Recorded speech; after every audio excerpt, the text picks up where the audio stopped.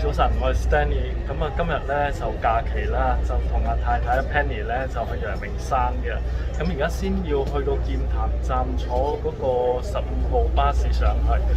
咁啊，陽明山咧就台灣台北人嘅後花園啦，就等於我哋住香港會覺得係大嶼山係我哋嘅後花園，西貢我哋嘅後花園可以行山啊嗰啲㗎。咁啊，陽明山主要去行山啦、睇花啦、睇壽桃花，但係壽桃花嗰度咧就要等到5月份同埋6月份去睇會比較靚嘅，所以我哋會下一次安排喺5月底或者6月會再去睇壽球花嘅。我哋到咗劍潭站，咁啊今日咧就會坐小15號巴士咧，就去冷水坑嗰度嘅。咁啊去到冷水坑嗰度咧，我哋會慢慢去行去擎天崗，由擎天崗嗰度走嘅。咁啊到時咧去到咧就會影俾大家睇。咁啊15號巴士咧，小15巴士咧就係咁嘅。咁我哋今日會坐首都客運小15號巴士就上去嘅。到咗就冷水坑嘅遊客服務站。咁啊由呢度咧，我哋會慢慢行啊，經過牛奶湖啊，或者一條橋啊，去到去擎天崗嘅。咁呢度咧風景優美，我俾大家睇下。呢度啦，服務站喺呢度啦。咁啊搭車咧，啲人搭車都係呢度搭車嘅。咁有啲人揸車啦。今日我哋主要咧行個路段咧，就喺冷水坑開始啦，就先去牛奶湖，咁啊青山吊橋啦，去返冷水坑生態池啦，同埋最後擎天崗。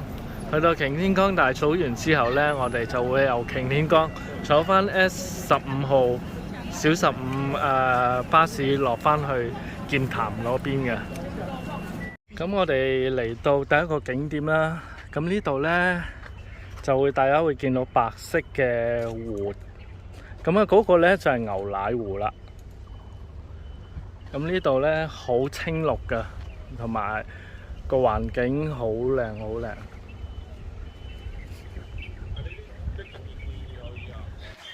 呢度係好靚，好多人行山啦。啱啱去咗牛奶湖啦，咁而家去生態池嗰邊，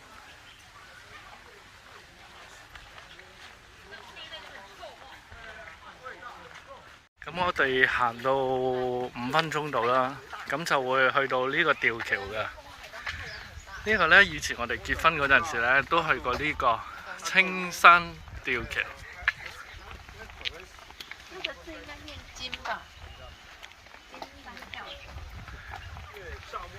你睇個景幾靚。咁啱啱個牛奶湖呢，就係喺嗰邊嘅。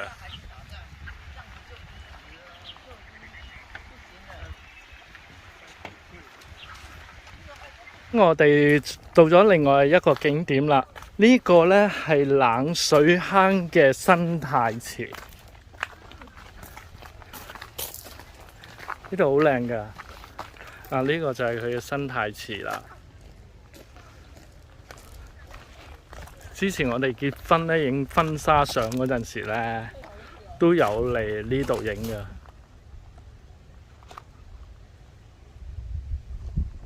呢度有個小道咁樣兜圈㗎，喺嗰邊影相咧，同埋喺呢邊影相影過去咧，係好靚㗎。咁啊，規劃得幾好啊！呢個位。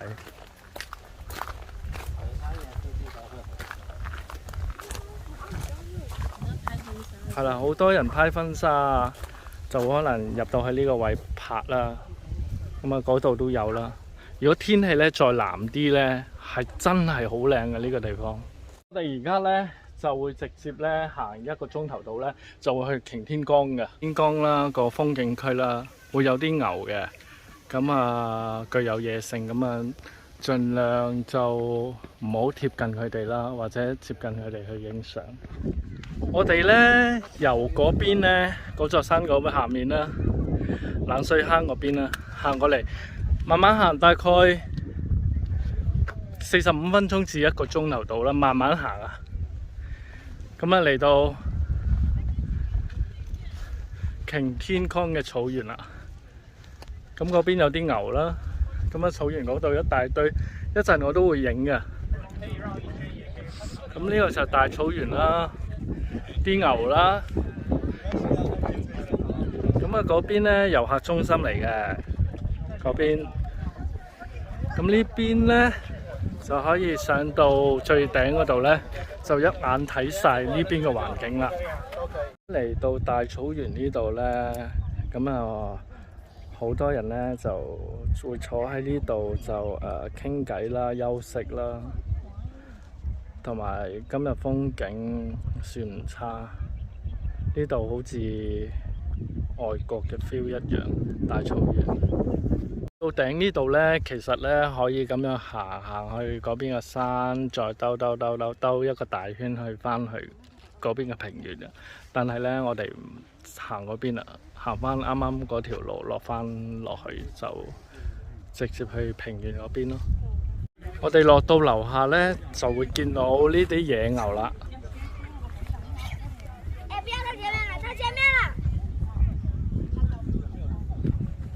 而家有1、2、3、4、5、6隻喺度。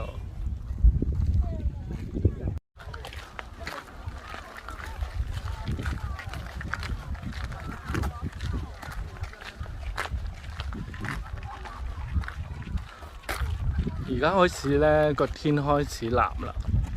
今朝中午嗰陣時咧，個天都未咁藍住嘅，所以而家影相咧會仲靚過中午嘅時候。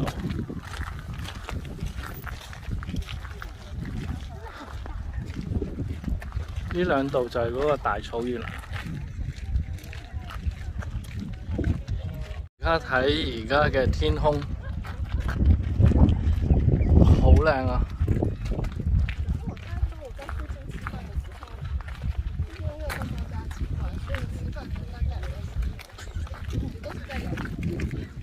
我哋由嗰邊嘅山行過嚟，另外由嗰邊嘅冷水坑行過嚟，咁嘅天氣值得嚟啊！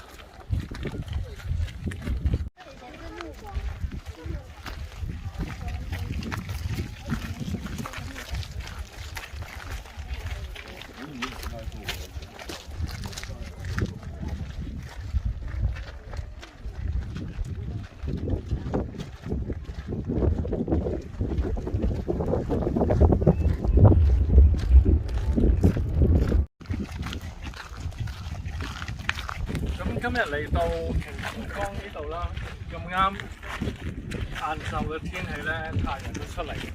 咁啊，記住呢度係冇嘢食賣嘅，所以我哋喺台北嗰陣時咧買咗個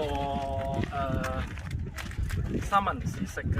咁啊行，而家3點幾、3點半啦，有啲肚餓，所以食三文治。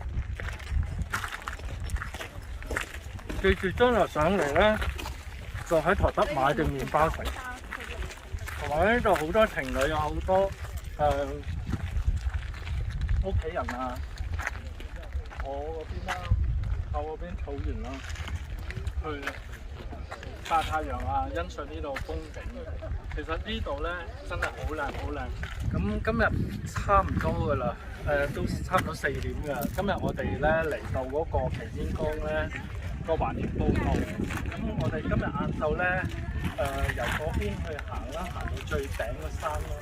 行到最頂個山咧，可以由嗰邊咧再行過去呢邊，再兜個圈嘅。中間呢個草原咧，大家可以坐喺度休息下、曬下太陽啊，一家大細咁樣。同埋加上今日嘅天氣咧，而家晏晝藍天白雲啦，同埋咧影啲相咧好似仙境咁靚嘅。咁希望將來大家嚟到呢度咧，就算咁嘅天氣咧，影相咧一定係冇得頂嘅。咁同埋會有啲牛啦，咁嗰啲牛咧係保護性嘅，咁啊大家嚟到呢度之後咧，啲牛咧就唔好立亂摸佢啊，或者係攻擊佢嘅，咁啊保護啲動物啦。咁今集嚟到呢度，咁希望大家支持我 Stanley， 支持我嘅頻道，點擊同埋撳鐘鐘，咁啊有新片咧就會通知大家㗎啦。咁嚟到呢啲地方咧就風係比較大㗎，咁都幾舒服㗎，咁可能7、8月到時真係會熱，真係頂唔順。咁今集嚟到呢度啦，下一集我哋再見啦，希望大家支持，好，拜拜。